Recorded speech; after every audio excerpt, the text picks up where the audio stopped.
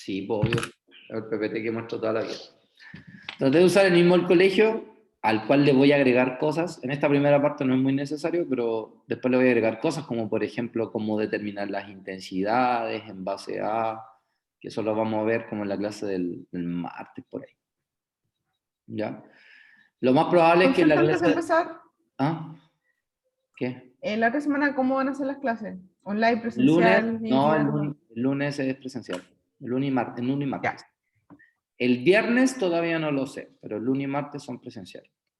Necesito que sean presenciales porque es la parte como más necesaria. De hecho, la del viernes, de hecho, no sé todavía porque se supone que tengo que viajar el viernes. No, si viajo el viernes, suspendería la clase. Ahí les aviso el martes con más anticipación. Está cabrón. Ya. Y a la semana siguiente ya tendrían que empezar a presentar este trabajo. Pero es en un solo día, pues. En un solo día todas las presentaciones. De hecho, lo podríamos dejar al tiro para el viernes 10. ¿Ya? O sea, el 10 presentaríamos todo. Y pues presentamos todo al tiro, no una clase. Ya no tengo tiempo. Oh. Por 2. Pero recuerden que lo bueno del trabajo es que pueden elegir cualquier tema de la unidad. No necesariamente se tienen que enfocar, o sea, si se enfocan en todo, mucho mejor, pues. Pero si lo van a hacer, lo pueden hacer con un tema específico, no es necesario con todo. Si bien es cierto, no estoy evaluando qué tanto aprendieron, pero también necesito saber, necesito ir viendo en las clases cómo van participando. De ser así, con eso me basta. Bien. En general, hoy día vamos a entrar a la tercera y última unidad, gran unidad, que se llama el dinamismo de la Tierra. ¿Ya? Comenzamos hablando sobre el universo, ¿cierto? Todo lo que conlleva el universo, cómo se generó el universo.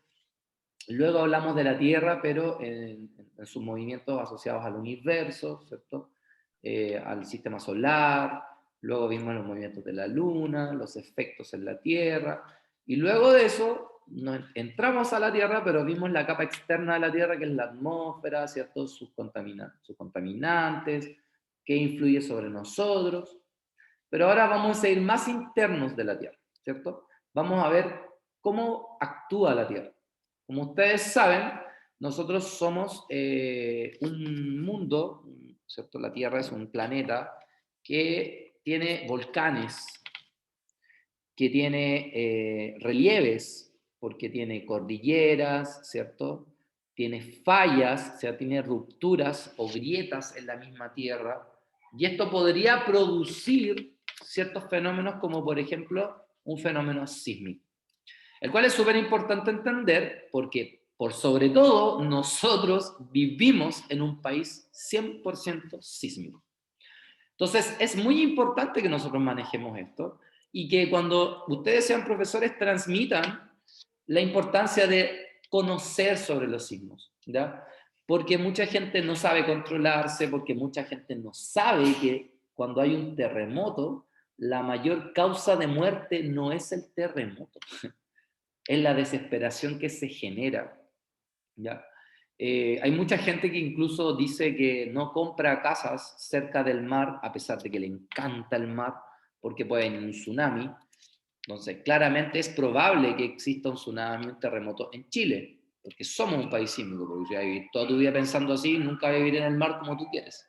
Entonces, en realidad, existen protocolos, ¿cierto?, para llegar a esto, pero para ello tenemos que entender los sismos inicialmente.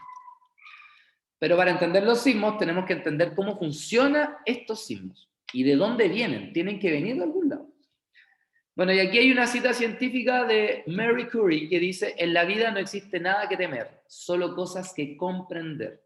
Porque a medida que comprendemos el funcionamiento de los sismos, cómo se generan, qué desastres podrían causar, nosotros podríamos dejar de temerles, ¿ya? Cuando sean profes se van a dar cuenta que hay gente que es capaz de tirarse el tercer piso cuando hay un temblor chiquitito. Entonces es importante nosotros también aprender a tener calma. ¿Ya? A todo esto hablé con la persona del... ¿Se acuerdan que íbamos a ir a las presencias tutelares? Lamentablemente todavía no están las condiciones atmosféricas como para eso. Se nubla muy temprano para ello. Lo que podemos hacer es que ya una vez que estemos fuera de la universidad, yo igual puedo planificar una salida y ir igual nosotros, ¿no? Pues ya eso sería como por fuera, digamos. ¿Ya? Si a ustedes les tinca, ningún problema.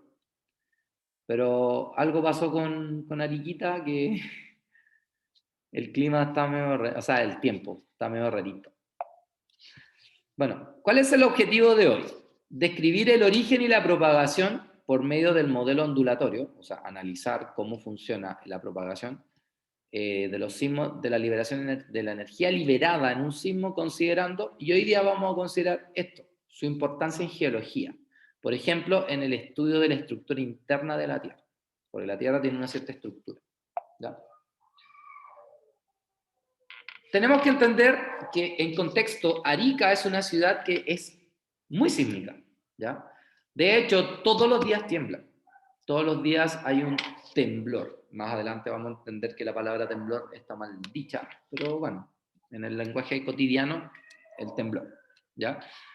Y esto puede generar desastres naturales. Entonces, es importante saber de dónde vienen los temblores, ¿cierto? ¿Cómo se pueden medir los temblores? ¿Cómo podemos prevenirlos?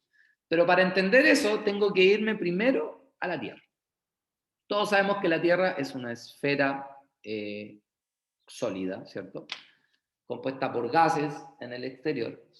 Sin embargo, se han hecho estudios en que la Tierra también tiene capas internas, o sea, desde algo muy chiquitito en el centro de la Tierra hacia afuera, hacia donde nosotros pisamos, porque nosotros vivimos en suelo, ¿cierto?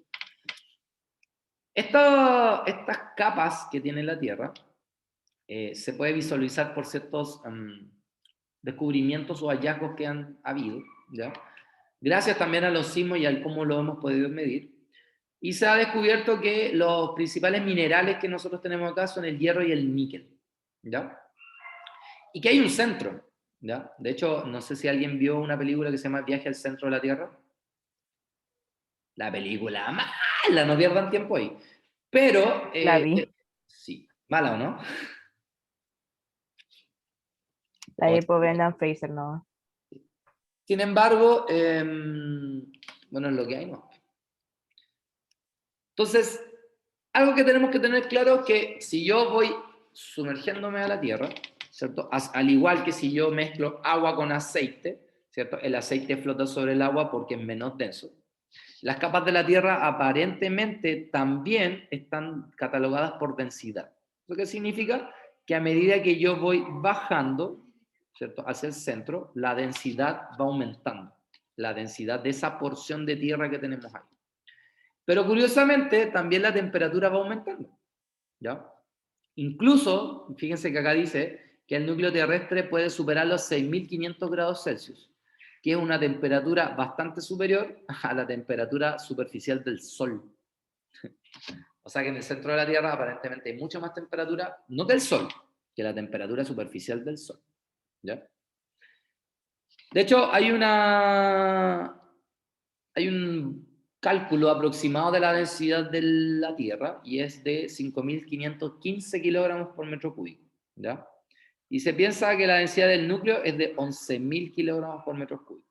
¿Y cómo, profe? Bueno, recuerden que las densidades, cuando ya se mezcla, ¿cierto? Ya deja no es una propiedad extensiva de la materia, sino que es intensiva, no depende de la cantidad. Entonces, cuando hay una mezcla, obviamente cambian las densidades a medida que... Pero lo importante es entender que a medida que vamos bajando hacia el centro, ¿cierto?, aumenta la temperatura y la densidad también. ¿Cómo se determina directamente que la Tierra está compuesta por capas? ¿Ya? Principalmente es porque cuando hay una onda sísmica, se ha determinado que las ondas sísmicas se refractan a medida que van subiendo hasta la superficie. Lo cual es raro porque si fuera una sola porción de tierra no debería refractarse, pero como nosotros sabemos, la refracción de una onda ocurre cuando hay medios distintos o cuando hay medios con densidades distintas. Por lo tanto, esto aparentemente da a entender que la Tierra está compuesta por capas. Nadie de nosotros ha llegado al centro de la Tierra como para deducir que eso es así, pero los estudios asociados a los sismos han demostrado que esto es de esta manera, ¿ya? Inge Lehmann es una científica, ¿ya? De 1888 hasta el 1993, que fue cuando falleció. Vivió más que no sé qué, ¿ya? Ella fue una destacada sismóloga danesa, ¿ya? Y gracias a ese estudio, ella pudo dividir la Tierra en capas, ¿ya? Específicamente determinó que teníamos un núcleo, y que ese núcleo tenía dos capas, un núcleo externo y un núcleo interno, ¿sí? Y que la separación entre ellas, ella le llamó discontinuidad de Lehmann en su honor, ¿ya? Para yo poder clasificar las capas, los científicos han hablado de dos tipos de modelos. Está el modelo estático y está el modelo dinámico. ¿Cuál es la diferencia entre el modelo estático y el modelo dinámico si se supone que hablan de lo mismo? Bueno, el modelo estático es el que está acá a la izquierda. El modelo estático dice o plantea que la Tierra está dividida internamente, está dividida en tres capas: el núcleo, el manto y la corteza, ¿ya? La corteza es donde vivimos nosotros, o sea, las porciones de tierra, el manto y el núcleo. Sin embargo, el modelo dinámico habla de que la Tierra está compuesta por más capas. Por ejemplo, está el núcleo externo y el núcleo interno, y estas dos están compuestas por un solo nombre que se llama endosfera, por si acaso. ¿Ya? Entonces la endósfera, que sería el núcleo para el modelo estático, ¿cierto? Está compuesta por el núcleo externo y el núcleo interno. Seguido de eso está la mesósfera, la astenosfera y la litosfera. Posiblemente la palabra litosfera se les hace similar, o sea, se les hace familiar, mejor dicho, porque es bastante utilizada, ¿no? Entonces ahora la pregunta es, ¿en qué consiste en cada capa? Si yo tuviera que comparar la Tierra con el Sol, ¿tiene alguna similitud? Independiente que el Sol sea solo gas. ¿Cuál sería la similitud entre el Sol y la Tierra?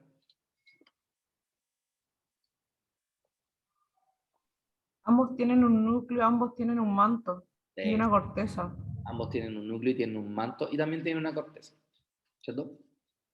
Bueno, vamos al modelo estático. En el modelo estático tenemos el núcleo. El núcleo está compuesto principalmente por hierro y níquel, tiene un espesor de 3.500 kilómetros aproximadamente, es bastante grande, y aquí se encuentra el magma. ¿Qué es lo que es el magma? ¿Alguien sabe? ¿Alguien sabe? ¿Alguna de ustedes dos sabe? Es la lava en estado líquido. Pero la lava fluye, po, cuando sale. No, pero el magma es lo que está al interior de la Tierra. Sí. Bueno, el magma en realidad es roca fundida. ¿Y por qué es roca fundida? Eso Porque, era. como dijimos recién, en el núcleo hay más temperatura, por lo tanto el magma se derritió. Entonces ahí, ¿cierto? Hay magma que es roca fundida en pocas palabras, ¿ya? Luego tenemos el manto. Si no existiera el manto, el núcleo estaría desparramado. Necesitamos algo que lo envuelva. Entonces el manto es lo que envuelve al núcleo, ¿ya? Y este está entre la corteza y el núcleo. Esta tiene aproximadamente el 82% del volumen total de la Tierra, ¿ya? Sin considerar la atmósfera, por si acaso, ¿ya? Tiene dos partes, el manto superior y el manto inferior. El manto inferior es el que envuelve al núcleo y el manto exterior, o sea, superior, es el que está, ¿cómo se llama? Pegado a la corteza. En este lugar ocurren las celdas de convección. ¿Qué son las celdas de convección? Como la corteza es más fría que el núcleo, hay una clara diferencia de temperatura en el manto. Por lo tanto, se generan estas corrientes de convección que son los movimientos de fluido, ¿cierto? Producto de. Entonces, ¿qué pasa? Que al hacer esto, la corteza está en constante movimiento y eso es lo que provoca, aparentemente, el movimiento de las placas tectónicas. Ahí es donde ocurren las placas tectónicas, ¿ya? Y luego de eso tenemos la corteza. La corteza es lo que envuelve el manto, ¿ya? La corteza es una capa súper delgada a comparación de las otras dos, ¿ya? Y existen dos tipos de corteza, la corteza oceánica y la corteza continental. ¿Cuál será la diferencia entre la corteza oceánica y la corteza continental? Sobre una se encuentra el agua y sobre otra la tierra como tal. Ya, Yara, ¿cuál será la diferencia entre O sea, como que el mismo nombre lo dice. Oceánica claramente está debajo del océano y la otra continental claramente debajo de todo lo que, ¿cómo se llama? Litósfera, creo, en la parte de la lo que Tierra. pisamos? Lo que pasa es que en la litósfera también hay litósfera oceánica, Ah, ya, ok, ¿ya? ya. Pero en general, claro, como dices tú, la palabra lo dice. Corteza oceánica es lo que está debajo del mar, corteza continental es lo que nosotros pisamos directamente. Que aunque ustedes no lo crean, para uno es re fácil, es re lógico, pero para los cabros no. Bueno, en el manto los principales compuestos son el silicio, el oxígeno, el hierro, el magnesio. Esos son los principales compuestos que nos vamos a encontrar nosotros en este sector. Entonces, el modelo estático está compuesto por el núcleo, el manto y la corteza. Esas tres cosas posee el modelo estático. Sin embargo, también está el modelo dinámico. Y como les dije, la primera cosa que hay es la endósfera, que es el equivalente al núcleo en el modelo estático. ¿Ya? La endósfera está compuesta por dos capas, el núcleo externo y el núcleo interno. Curiosamente, el núcleo interno no es roca fundida, porque no me acuerdo exactamente cuáles son los materiales que están dentro del núcleo interno, pero estos no están fundidos, ¿ya? En cambio, en el núcleo externo sí. Entonces, en realidad, según esto, el núcleo interno de la Tierra, el más interno, en realidad sí es roca. Y alrededor de él, que también es parte del núcleo, pero del núcleo externo, ahí tenemos nosotros el magma, que es la roca fundida, ¿ya? Se cree, todavía no hay ningún estudio que lo diga, pero se cree que el campo magnético de la Tierra se debe a este movimiento de magma en el interior del núcleo. O sea, este sería el principal factor que genera este campo magnético. Posibles causas, recordemos que para generar un campo magnético, ¿cierto? Necesitamos que los dominios magnéticos se alineen. Acá hay tanta temperatura que las partículas se empiezan a mover, la temperatura empieza a actuar, pueden generarse líneas, bueno, todo tiene dominios magnéticos, todos. Pero los dominios magnéticos, si no se alinean, no generan campo magnético. O sea, aparentemente esta temperatura sí genera este alineamiento. ¿Y a qué se debe principalmente? A las grandes presiones que también hay en el interior, porque piensen que todo está sobre el núcleo, sí, hay mucha presión ahí. ¿Ya? ¿Hasta acá alguna duda?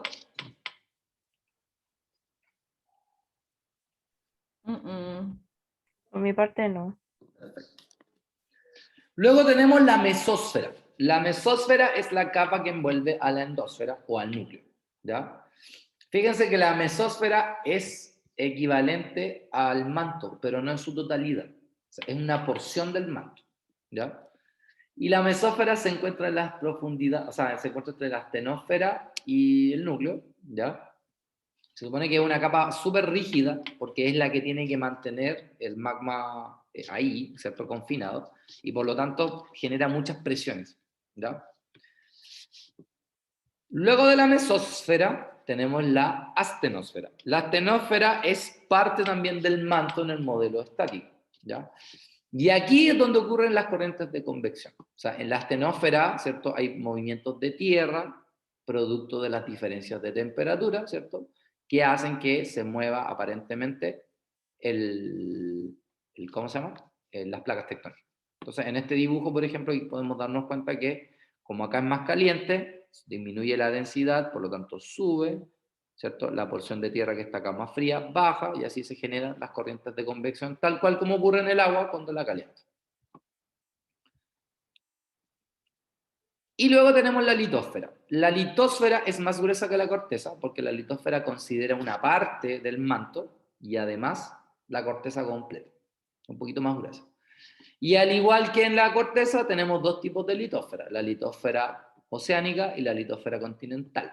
Diferencias, la misma que en la corteza. La litósfera oceánica es la que está debajo del mar y la litósfera continental es la que nosotros pisamos, ¿ya? ¿Dónde están los continentes? Pero se llama continental, ¿cierto? Tiene un grosor entre 50 y 300 kilómetros. Es delgada a pesar de todo. pero aún así es más densa la litosfera oceánica que la continental. ¿Por qué la litosfera oceánica es más densa que la continental? ¿Cómo saberlo?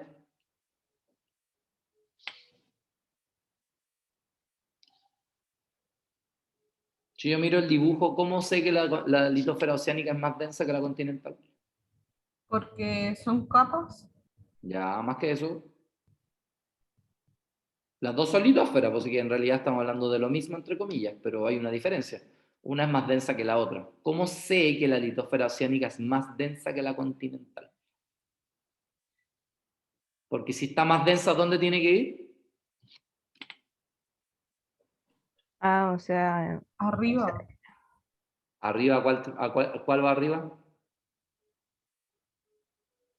Entre el agua Se y el supone aceite. ¿Por qué el que aceite flota en el agua? porque es más denso que el agua.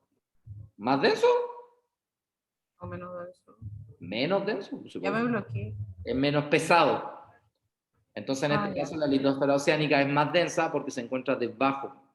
En cambio, la continental está sobre. Las montañas son parte de la corteza continental, por eso están sobre, ¿cierto?, el océano. A diferencia de la corteza oceánica que está, o sea, la litosfera oceánica que está por debajo. ¿Ya? Porque es tanta la densidad que no es capaz de subir, a diferencia de la corteza o de la litosfera continental. ¿Se entiende?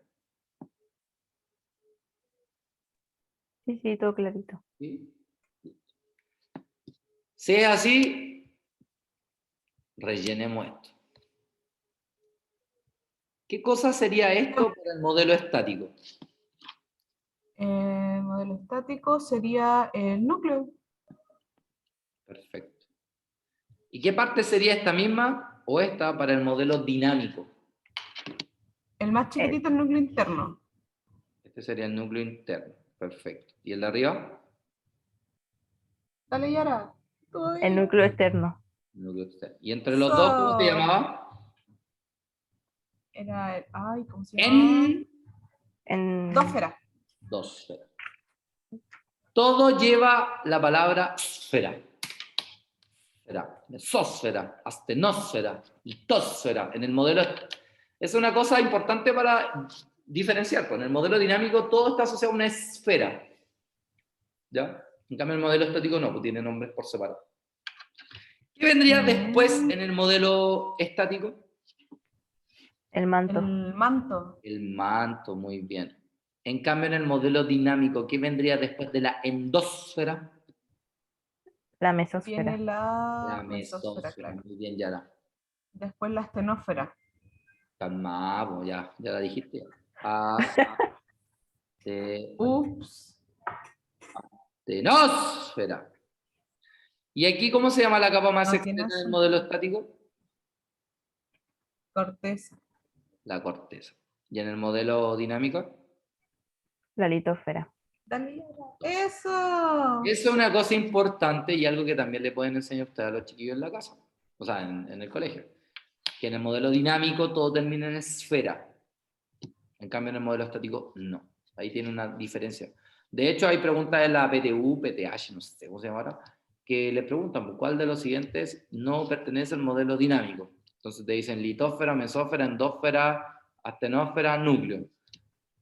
Y tú dices, el núcleo, obvio, porque todas las demás terminan en ósfera. ¿Okay? Es una forma rápida de saber cuándo es del modelo dinámico. Hasta acá. Está súper buena esta actividad. ¿Le gustó? Es como para Sí, despertar. Sí, pues de eso tratamos.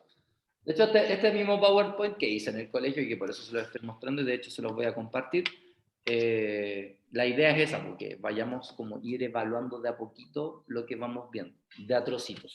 ¿Ya? Bueno, entonces ahí tenemos esta cosa de las capas, ¿cierto? Pudimos compararlo con el Sol, pero en varias partes hablamos de las placas tectónicas. ¿Qué son las placas tectónicas? Alfred Wegener, ¿ya? En 1915 aproximadamente, él se dio cuenta que los continentes eran un rompecabezas. Si ustedes se dan cuenta, esta parte de África coincide con esta parte de Brasil, ¿cierto?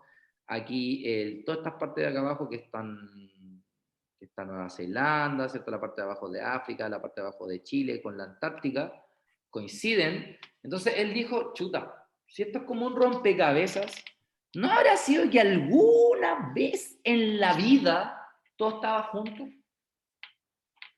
Podría ser, porque y que en algún momento se separaron y generaron los continentes que tenemos ahora y los océanos que tenemos ahora. Recordemos un poco la exposición que hizo Joaquín, ¿cierto? En el que él habló de un término muy importante, que es la Pangea. Y él se dio cuenta que ¿cómo se llaman? Los flujos de agua, ¿cierto? Iban variando con el tiempo. Y esto es una de las razones. Entonces Wegner apoyó una teoría, porque de partida esto es una teoría. No hay nada que lo compruebe. Hay evidencias geológicas, entre otras, que claro, te pueden decir que esto es así, pero no es demostrable hasta el momento. No podemos decir que esto fue así necesariamente. Pero aparentemente sí. Y esta idea de Wegner, que todos los continentes en algún momento estuvieron juntos, a él le llamó Pangea. ¿Y por qué le llamó Pangea? Y esto obviamente es un supercontinente porque es un solo continente, ya, gigante, y le llamó Pangea porque Pangea significa toda la Tierra. Entonces, este megacontinente es la Pangea, ¿ya? Lo cual es súper wow. Sin embargo, ¿cuáles son las evidencias que afirman la teoría de Wegner, que se conoce como la teoría de la deriva continental? Deriva, ¿por qué? Porque esto se divide, y continental porque está hablando de los continentes. Entonces, la primera evidencia es la evidencia geográfica, ¿ya? Los continentes pareciera que fueran un rompecabezas. Entonces, evidentemente puede haber causado que hubo una cierta erosión en el Sol, o sea, en la Tierra, ¿cierto? En las porciones de Tierra que hizo que se fueran separando. Entonces, esta es una razón importante, de hecho, una de las razones más importantes de su teoría. Pero también hay evidencias geológicas.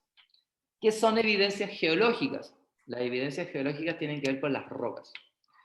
Y él se dio cuenta, bueno, él y otros científicos, que hay rocas súper similares en ciertos lugares de continentes distintos. Por ejemplo, hay rocas que tenemos nosotros en el continente americano, en la parte sur, pero también esa misma roca se encuentra en esta parte de África. Lo mismo acá y acá. Entonces, esos tipos de rocas hacen entender aparentemente que ellos estuvieron juntos en algún momento. Por eso comparten el mismo estilo de roca. Otras evidencias son evidencias paleoclimáticas. Paleoclimáticas significa evidencias de clima antiguo, ¿ya? Paleo viene de la palabra antiguo. Entonces, Alfred Wegener también utilizó las rocas sedimentarias, como por ejemplo las tillitas, que son rocas exclusivamente para el clima glacial, el yeso y la halita, que son exclusivamente de un clima árido, los carbones, que son exclusivamente de climas tropicales húmedos, y a partir de eso él se dio cuenta que, por ejemplo, coincidían los mismos tipos de rocas en la Antártida que en esta parte del sur de África. O incluso habían rocas que estaban en esta parte de, supongo que es por Londres, junto con Canadá. Entonces da a entender que efectivamente estos aparentemente estuvieron juntos. Y además hay evidencias paleontológicas. Paleontológica significa evidencias asociadas a los dinosaurios. Y se han encontrado vestigios de dinosaurios en sectores que la única forma que se hayan movido es que estuvieran juntos. ¿Por qué? Porque estos dinosaurios no eran acuáticos. Como por ejemplo el Sinognathus. No le voy a pedir jamás que se aprendan ese nombre, ni yo me lo sé. Pero por ejemplo el Sinognathus se movía incluso por Chile, ¿cierto? Bolivia, Brasil, África. O por ejemplo el Lystrosaurus, que se movía por toda esta región de África, por la India, Antártida incluso. Entonces han encontrado vestigios de ellos, se han encontrado evidencias paleontológicas. ¿Cómo se llama cuando son los huesos de ellos? Dime, Camila. ¿Puedo explicar de nuevo la evidencia geográfica y la paleoclimática, por fin? ¿La Ya la geográfica? escribí. Sí, la geográfica y la paleoclimática. La geográfica es porque los continentes parecen ser un rompecabezas. Y tú los puedes unir y pareciera que todos Ya. calzan perfecto. ¿Y la paleoclimática? Ujú. La paleoclimática son evidencias asociadas a las rocas antiguas. Ah, ya. Son rocas que están asociadas al clima de aquella época. ¿Cachai? Entonces tú te encuentras tipos de rocas, porque esto se podría parecer a las evidencias geológicas, pero las evidencias geológicas son de rocas actuales. En cambio, estas son que datan de aquellos años, de millones de años atrás. ¿Cachai? Y la evidencia paleontológica que tiene que ver con los dinosaurios.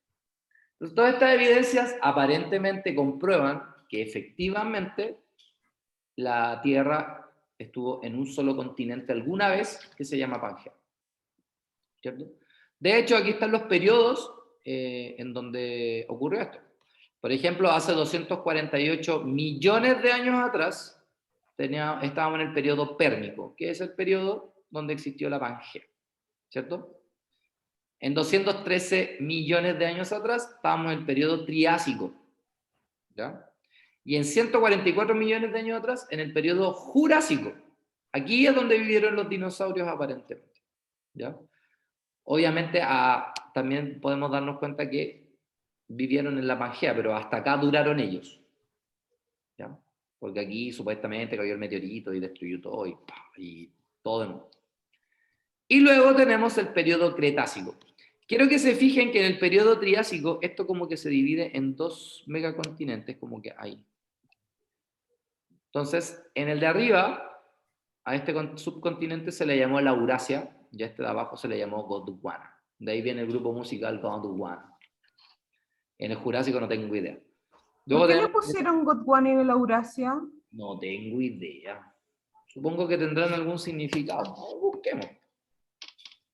¿Qué significa Laurasia? Siempre he tenido esa duda. Laurasia. Ya, sí, una duda nomás. Laurasia es el nombre dado a una antigua masa de tierra del hemisferio norte, ¿cierto? Surgida hacia el final de la primera mitad mesozoico, de la desintegración del super... ¿Pero qué significa? Separándose de Gondwana, como les dije. ¿Pero por qué Laurasia? ¿Qué significa? Etimología de Laurasia.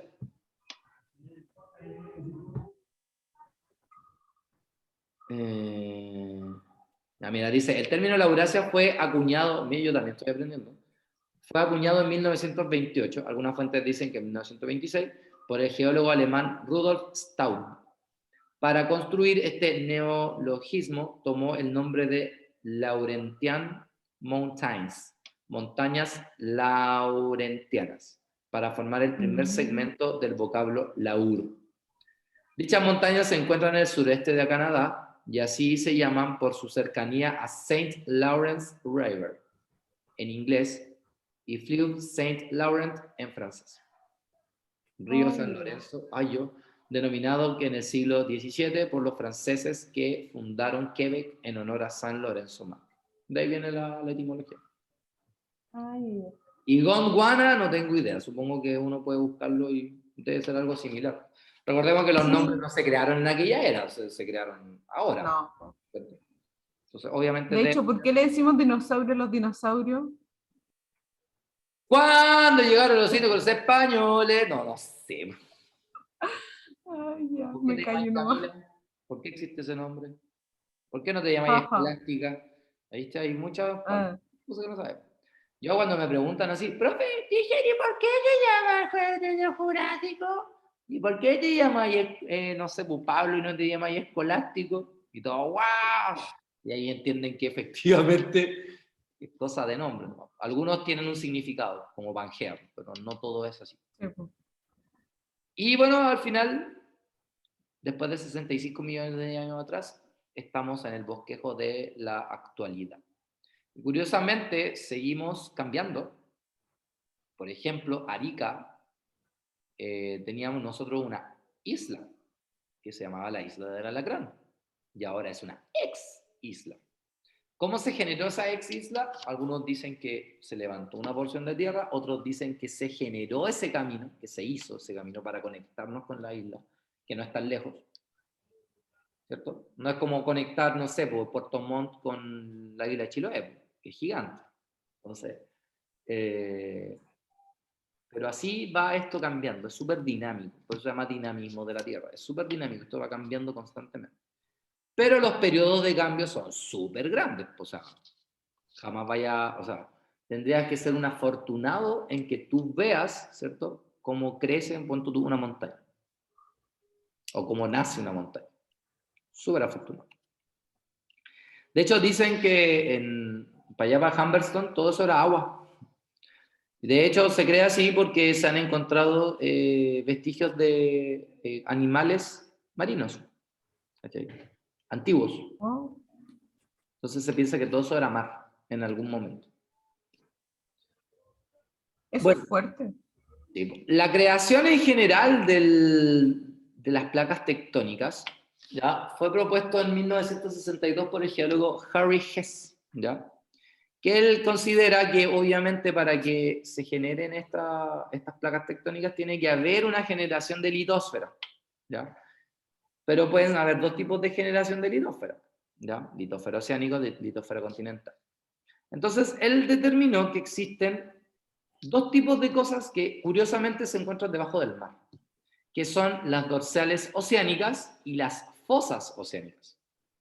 ¿Cuál es la diferencia? Las fosas oceánicas tienen que ver con las rupturas que uno se puede encontrar cerca de una cordillera con respecto al mar, ¿ya? De hecho, en esta ruptura yo puedo fijarme que existe este movimiento de placas que vamos a ver más adelante.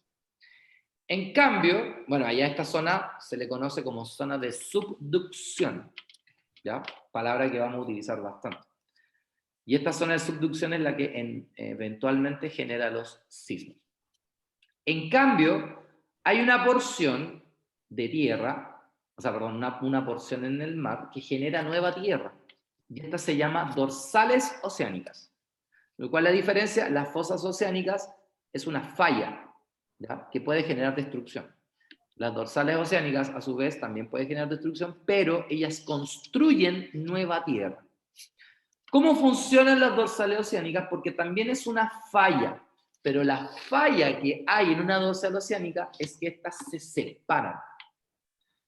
Como se separan, hay magma que es caliente, por lo tanto, ¿qué va a hacer el magma? Va a subir. Pero recordemos que el magma es roca fundida, entonces va a subir la roca fundida, va a entrar en contacto con el agua y por lo tanto va a entrar en contacto térmico con el agua. Por lo tanto, ¿qué va a pasar con la temperatura de este magma? ¿Va a aumentar o va a disminuir? Va a disminuir hasta llegar a un equilibrio térmico. Perfecto. Entonces, al disminuir su temperatura, ¿qué va a pasar con el estado del magma?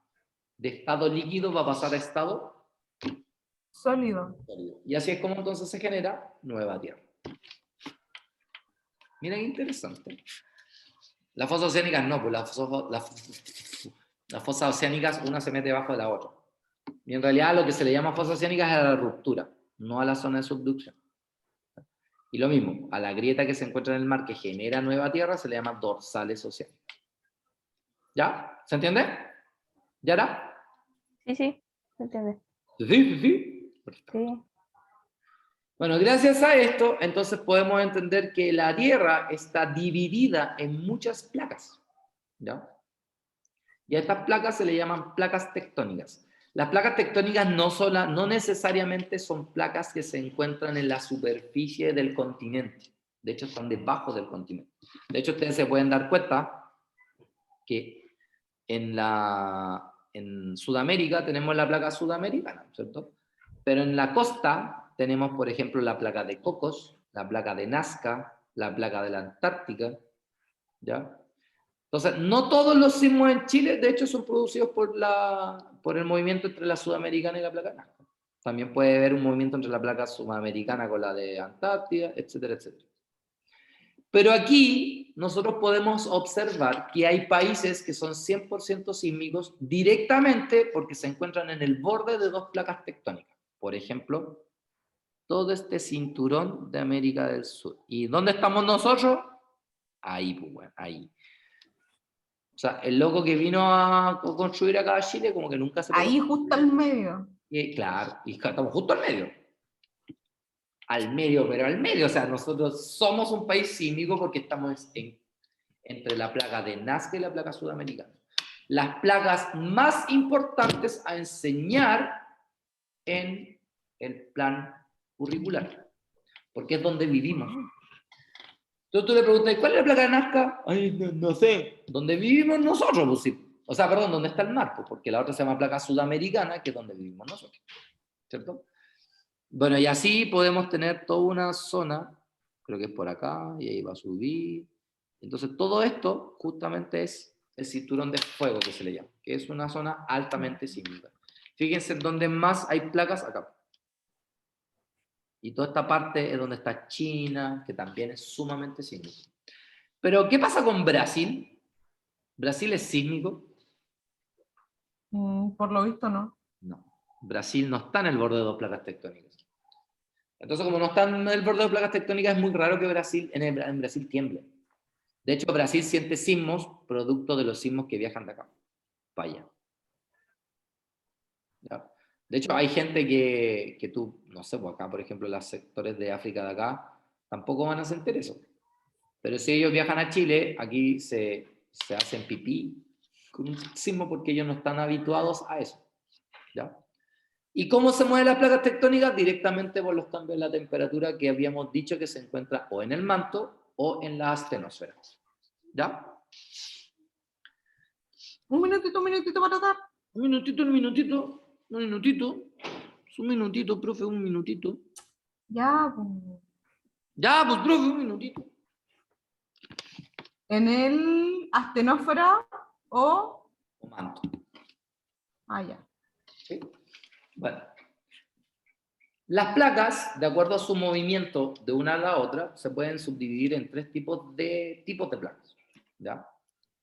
No se olviden que entre las placas hay una falla, que es una falla, una ruptura. Entonces, existen los límites de falla transformante o bordes pasivos. ¿Por qué se llama así? Porque son dos placas que se mueven una paralela a la otra. ¿Ya? Transformante porque específicamente transforman o mueven o posicionan de otra forma la porción de tierra, ¿ya? Pero son bordes pasivos, o sea, no generan gran destrucción en un sismo. Obviamente hay destrucción, pero no es tan grande.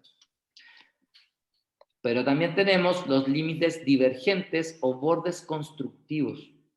¿Por qué se llaman bordes constructivos y acá bordes pasivos? Estos se llaman bordes pasivos porque no generan nueva tierra. En cambio, los bordes constructivos se llama así porque nace nueva tierra. Por ejemplo, según esta imagen, ¿dónde habría un borde constructivo? En las dorsales oceánicas. Las dorsales oceánicas, justamente. Ahí hay bordes constructivos o divergentes. ¿Y por qué se llaman divergentes? Porque se separan las placas en sentidos contrarios. Y eso hace que suba, ¿cierto?, el magma y, como ya dije, entra en contacto térmico con el agua o con el aire, disminuye su temperatura y por lo tanto genera nueva tierra. ¿Ya? Ahí podemos ver en este GIF cómo se separa, sube el magma y esa porción nueva de tierra es la que genera nueva litosfera, por decirlo así. ¿Ya? Algo importante que tenemos que también entender es que aparentemente estas porciones de tierra son elásticas. ¿Ya? Por eso es que los sismos pueden propagarse sobre ellas. No son tan rígidas como pensamos nosotros. Y luego tenemos los bordes convergentes o destructivos. Destructivos porque destruyen porción de tierra, no las generan. ¿Ya? Y convergentes porque se juntan. ¿No? Se juntan así. De hecho, estas podrían generar cordillera. ¿Pero por qué? Porque una placa está bajo la otra. Entonces, ¿qué pasa? Que durante mucho tiempo la placa que está abajo trata de meterse por debajo de la que está arriba. De hecho, esta es la placa de Nazca y esta es la sudamericana. La placa de Nazca está por debajo de la placa sudamericana.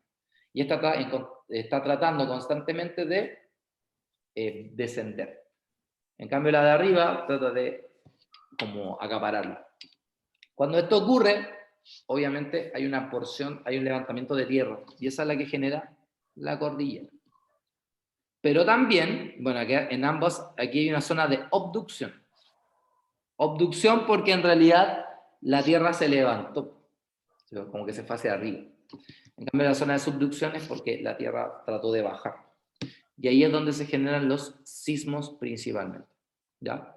Ahí podemos ver una imagen de movimiento, ¿cierto? Entre una placa de Nazca, o sea, entre dos placas que son destructivas o convergentes. La placa de Nazca es una placa, con la sudamericana son de límites convergentes, justamente. Y por eso generan mayoritariamente los sismos. En un mapa nosotros podemos saber qué tipos de fallas tenemos, o qué tipos de placas son, o qué tipos de límites. Entonces, ¿cómo saberlo? Por ejemplo, en todo este borde de acá, yo me fijo que hay como una sola flechita en una sola dirección. Eso significa que una placa se está tratando de meter sobre la otra. Por lo tanto, acá yo puedo decir que estos son límites convergentes. ¿Ya? Acá hay límites convergentes, ¿cierto? Acá, acá. En cambio, hay placas que son divergentes. Donde nos encontremos dos flechitas en sentidos contrarios es porque esas dos placas son divergentes. Y donde veamos dos líneas, una paralela a la otra, es porque son, por ejemplo ahí, es porque estas dos placas son transformantes. Entonces nosotros podemos visualizar, por ejemplo, entre la 9 y la 10, claramente esas dos placas son convergentes. O sea que la placa arábica con la placa euroasiática, ¿cierto? Ahí se generan sismos. No sé, pues la 11 con la 1, no, con la 2, o sea, la placa de Filipinas con la placa pacífica también son convergentes, ¿cierto? ¿Quiénes son divergentes? Por ejemplo, acá la placa 13 con la 12, no, perdón, la 8 con la 12, ¿cierto? Que sería la africana con la indo-australiana, y estas son transformantes, que sería la 12 con la 13. Pero ojo, que acá también son divergentes, entonces hay porciones que sí pueden ser divergentes y hay porciones que pueden ser transformantes. Como la Tierra es elástica, puede ocurrir este fenómeno. O sea, una cosa importante también es mostrarle al cabro una imagen como esta y chuta, ya, identifica dónde hay convergentes, dónde hay divergentes y dónde hay transformantes. ¿Se entendió?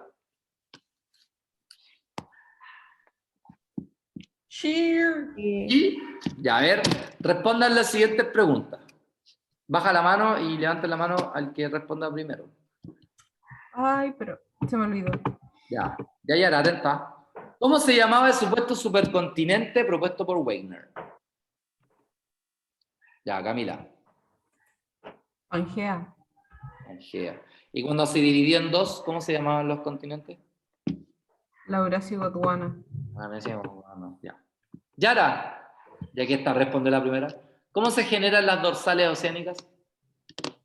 O mejor dicho, ¿qué generan las dorsales oceánicas? Ahí está mal la pregunta. ¿Cómo no entendí? ¿Qué son las dorsales oceánicas? Partamos por eso.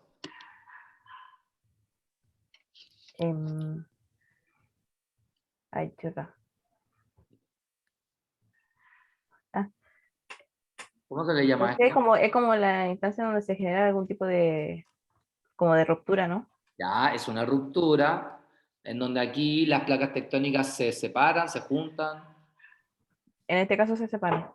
haciendo, no, siempre las dos oceánicas se separan, haciendo que el magma Emerja emerja. Y al emerger, ¿con quién entra en contacto? con el agua y ahí pasa de estado líquido a estado sólido. Exacto. Entonces se genera, Eh, ¿qué se genera? Nueva porción de, Se generan nuevas porciones de tierra. ¿qué se De llama? litósfera, perdón. Atmósfera, muy bien. ¿Qué placas tectónicas se encuentran en Arica, Camila? La placa de Nazca y la sudamericana. La de Nazca es la oceánica y la sudamericana es la continental. Excelente. Yara, ¿qué tipo de límites son P, Q y R respectivamente? A ver el P. El P sería esa de bordes pasivos, Ya. O límites trans. transformales, ¿no? Bien. a transformar eso. ¿Cuál sería? La Q sería límites divergentes, Bien. O también con. conocida como constructivo, bordes Excelente. constructivos. ¿Y la R? Y la R era límite convergente o más conocido como borde destructivo. ¿Con quién estáis hablando, Camila? Excelente. Bien, chiquillos. ¿Qué les pareció la clase de hoy día? Lo de las actividades me gustó porque como que a mí por lo menos me despertó. Ya. ¿A ti, Yara? Está buena, o sea, es que así como que llama la atención Bueno. y no se distrae con otras cosas. Bueno, la clase de hoy día fue más cortita porque igual faltaron harto, así que para no ser tan desgraciado. Pero el día No me ha lunes faltado vamos a hablar de tanto. los sismos directamente, ¿ya? Cómo se miden. Todavía no vamos a medir nada con cálculos. Los cálculos los vamos a hacer en una clase bastante específica, ¿ya? Pero sí en qué se miden, cómo actúan, aclaración de que la palabra temblor está mal, cuál es la diferencia entre un sismo y un terremoto, porque aunque ustedes no lo crean, es lo mismo. Que nosotros lo ocupemos de distintas formas, es otro cuento, etcétera, etcétera. ¿Ya? Ya. Este PowerPoint se los voy a subir hoy día, ahora terminando la clase, ¿ya? Para que ya lo puedan manejar. Si llegase a no poder subirlo, porque como tiene muchas imágenes, puede ser pesado, se lo subo al Drive. ¿Ya? Okidoki. Chiquillas, eso sería todo. Que estén muy bien, anden con